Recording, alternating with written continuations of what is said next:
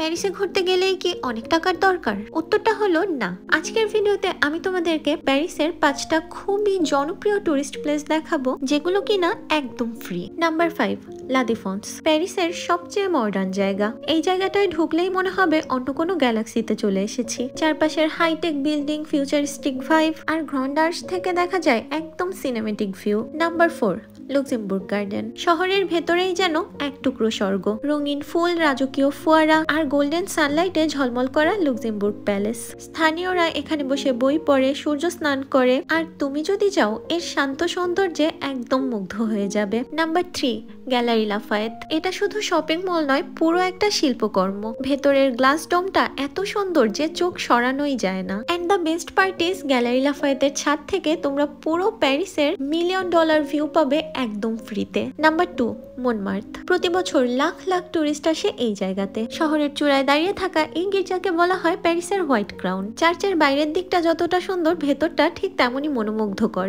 ভেতরে এন্ট্রি কিন্তু একদম ফ্রি, কোনো টাকা বা টিকেটের প্রয়োজন নেই। And number 1 is Eiffel tower. Yes, you heard me right. যদিও টাওয়ারের উপরে উঠতে হলে তোমাকে টিকিট কাটতে হবে, বাট অধিকাংশ টুরিস্টই কিন্তু আইফেল টাওয়ারের সৌন্দর্য দূর থেকে উপভোগ করতে বেশি পছন্দ করেন। স্ক্রিনে দেওয়া প্রতিটা অ্যাড্রেস থেকে তোমরা আইফেল টাওয়ারের বেস্ট ভিউ পাবে। স্পেশালি ফটোগ্রাফির জন্য তো একদম পারফেক্ট।